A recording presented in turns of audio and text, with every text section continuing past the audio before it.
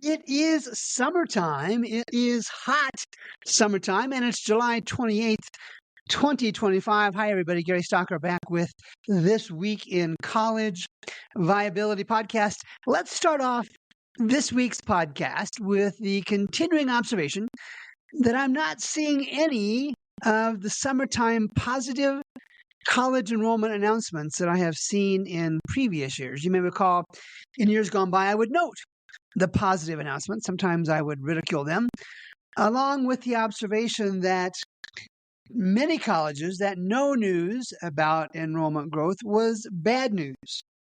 And so far this summer, I should have seen some positive enrollment news, and I've missed it. If it's out there, I've missed it. But I'm worried that there's little to be happy about in terms of enrollment numbers for the fall of 2025 for a number of reasons. With that in mind, what do we have on the show today? Even more layoffs and program cutback notices, some of those from big colleges across the country. And we have a college president who must be dizzy with the spin she is trying to impart on a very difficult financial situation at her college. And I've got a story about technical and trade schools, and they're not sitting by idly waiting for students. They are marketing to them aggressively. And I have a story and a point to make on that. And Inside Higher Education had a story about college business officers in their annual survey. IHE had a story about college business officers. And folks, they're still a generally delusional group. This is my observation from the Inside Higher Education story. I'll have some details on that. And it's been a while, but I have another college ambulance chaser story. From Michigan. Layoffs and cutbacks. Accreditation agency flags Wheeling University for financial concerns. This is Chris Schultz on West Virginia Public Broadcasting on July 17th. And Wheeling University has had issues before. Their accreditor is saying, hey, be careful. There are concerns there. With the University of New Orleans and the massive enrollment declines they are looking at, officials plan to cut courses and adjunct professors. I've had stories by Marie Falzio previously from NOLA.com. And here's what the story reads from Ms. Fazio. Expressing grave concerns about a steep enrollment decline, University of New Orleans leaders said Thursday they will slash the number of adjunct faculty members and eliminate some courses with just weeks, to go before the fall term begins. As of mid-July, the story reads, enrollment was down to about 4,000, over 4,000 students, some 2,000 fewer than last fall. This is from officials at the University of New Orleans in an email to faculty explaining the latest cuts. As this university, one of many, slashes funding for adjunct faculty, full-time professors are being told, this is not going to go over well, full-time professors are being told to take on more classes for full-time professors, and warned that under-enrolled courses could be cut entirely. And we have seen this so many times in the last many months. And the story goes on to say the cuts amount to large-scale firings. All right, I've not heard that description before. Large-scale firings of adjunct professors. And this is from the United Campus Workers. And that's the union that represents the University of New Orleans faculty, staff, and student workers. And they finally conclude with just 4 weeks. Just 4 weeks before the fall semester begins, the changes will almost certainly cause last-minute class cancellations, overcrowded classrooms, and the loss of some of our campus community's most beloved teachers and workers, the union said. Sad, of course, for those that are going to lose their positions, lose their jobs, lose the income associated with that. It's just yet another story in a long line of stories about the financial challenges throughout the higher education industry. Duke, big-time basketball, Power Four. Duke announces layoffs amid federal funding uncertainty. I've had stories like this before. Chase Pellegrini to power on July 25th from Indy Week. Duke University announced that nearly 600 employees had taken buyouts, so voluntary buyouts. But still, Duke says they need to cut more jobs.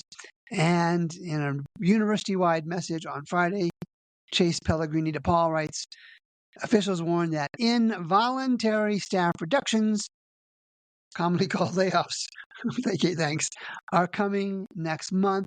Page 2, when I see spin, I see spin. And this is a story from WKRG-TV on July 25th. Akivia McFarland and Miss McFarland, I am sorry, but you're part of the group, part of the team, part of the club now, who is engaging in higher education regurgitation reporting. You are just throwing out what the college shares with you without any substantive critical analysis. President at Spring Hill College, Dr. Mary Van Brunt, was in this story, in my mind, was exuding a level of spin that I haven't seen for quite a while. Her everything will be fine approach is not even close to being consistent with the actual data, the actual financial and enrollment data for Spring Hill College in Alabama. Ladies and gentlemen, boys and girls, the most recent Spring Hill audited financial statement has a reference to going concern. And for those of you new to the podcast, going concern is a standard financial statement note that says the college is assumed to be going ahead and operating as a business for the next year. When auditors say that there is some reason to doubt that a college will be able to be continuing on as a going concern, that's not a good thing. It's a strange use of words, but that's what it is. In the most recent audited financial statement for Spring Hill College in Alabama, in Note 20 to the financial statement, here's what the quote says. The college has reported negative cash flows from operations, and the results of current year operations has resulted in a decrease in net assets, and therefore substantial doubt was raised about the college's ability to continue, and again, as a going concern. The audit goes on to say management's evaluation of the events and conditions regarding those matters are also described, and the auditors say, no, in spite of the management's explanations, the auditors say our opinion is not modified with respect to that matter, meaning the auditors have financial concerns about Spring Hill's ability to continue. But the president, Dr. Van Brunt, says, hey, we're cool. We're going to make it. We're going to survive. Here are the things we are doing. Well, you can't promise futures in this market. So to the data, as I always do, to the data I go. And this will be posted. The show notes will include this happens to be a YouTube video. The show notes will include a link to this video. The net income margin for Spring Hill College in Alabama decreased more than 60% since 2021. Then the end of year endowment in 2024 was negative. I've seen that before, but not very often. At the end of 2024, the cash and equivalents of cash equivalents, was a measly $1.3 million. There's a way to calculate days cash on that. I haven't done that for this college. Enrollment was down 33%, a third, for those of you that didn't pay attention in math class, from 2016 to 2024. The net tuition revenue in 2016 was $17.17 million, down to $12 million in 2024. And the 4-year graduation rate at Spring Hill College in Alabama, less than 55.0%. The 6-year average was barely in the mid 50%.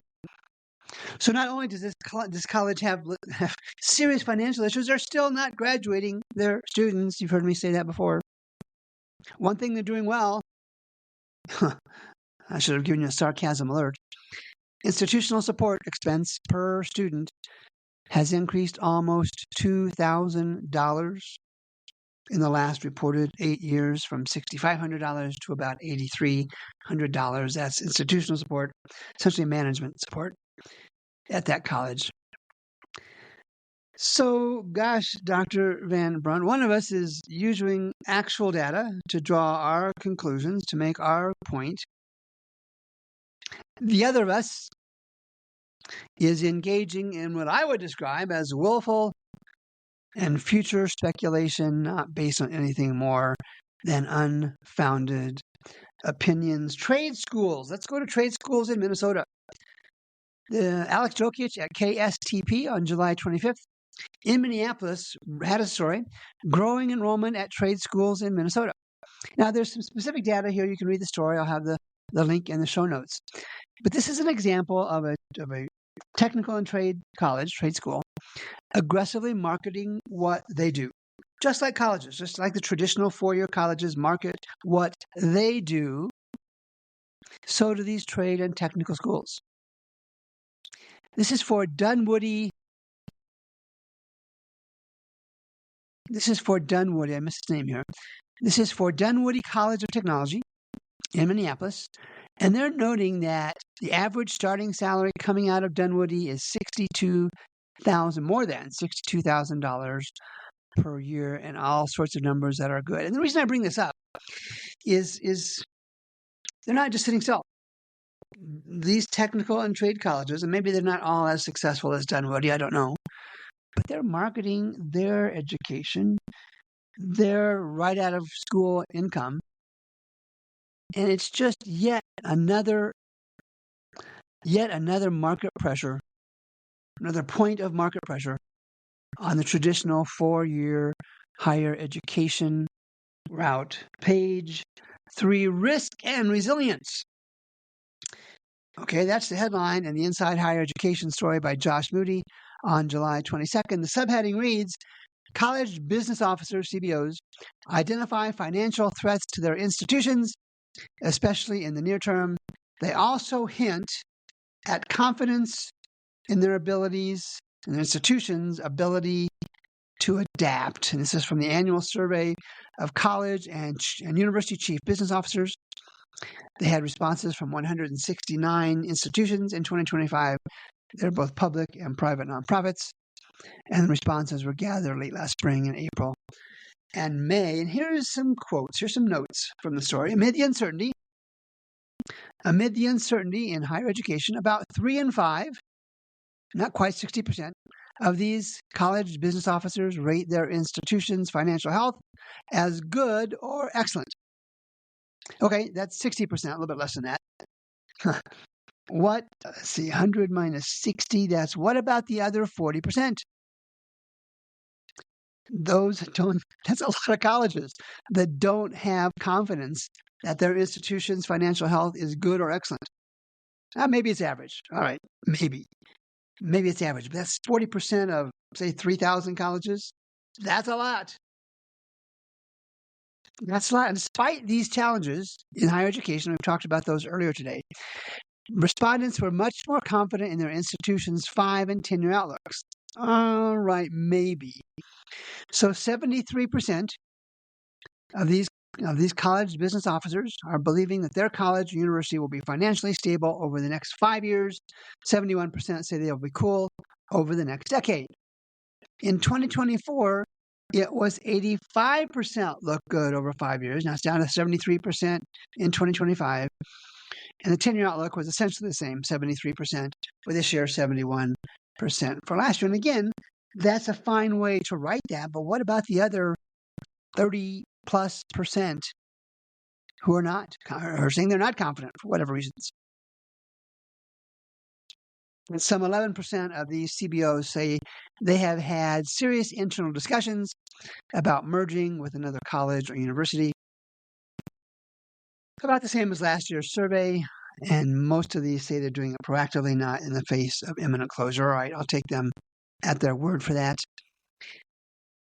And 16%, final stat, 16% of these business officers report serious internal discussions. 16% serious internal discussions about consolidating some programs or operations. And this 16% seems awfully low to me in the face of all the layoff and cutback announcements that we have seen in the last many months. And just finally, 28%, 28 out of 100 college business officers describe themselves as very or extremely confident in their institution's current business model, not finances, but business model. So they're saying, in effect, finances look good, but the model sucks. Again, I'm paraphrasing. That's not in the story, and that's not in the story at all. In my mind, it's not a strong endorsement of where the industry is, and that's not a surprise to anybody. And I haven't for a long time had college ambulance chaser story. I've got one now. Siena Heights University announced a few weeks ago their closure, and the ambulances are lining up. This is from Jackie Smith at MichiganLive.com. This was in July, earlier this month. And there were, in this story, about 24 college ambulance chasers. This was of last week.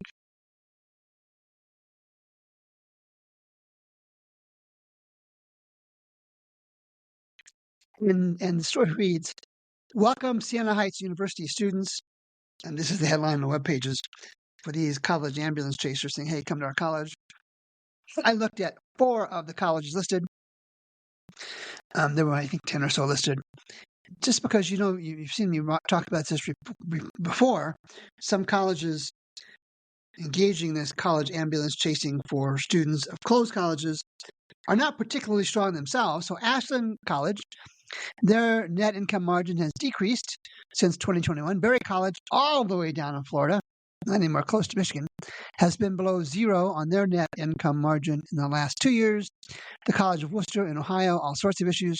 They've been below 0 on their net income margin. We can call it profit. Colleges don't like to do that, but that's what it is. The College of Worcester has been below 0 in 4 of the past 5 years. And Olivet Nazarene below 0 on their net margin, their profit, in 5 of the last 9 years. So to wrap this week, I asked my favorite AI engine, and I use Google Gemini most of the time, to give me a paragraph description on what is happening across all of higher education this summer. So here is my edited version. No sense starting from scratch, so I let the AI tool help me.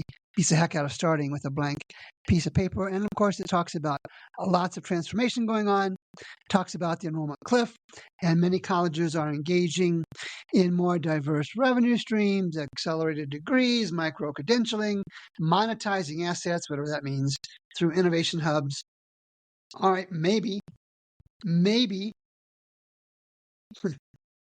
at best, those colleges that are just starting that in the summer of 2025 are a day late and $1 short. All right, we'll grant them that one. The AI tool told me it's no longer a futuristic concept, but one rapidly gaining acceptance. But it also noted, though faculty adoption lags behind student enthusiasm and concerns about academic integrity.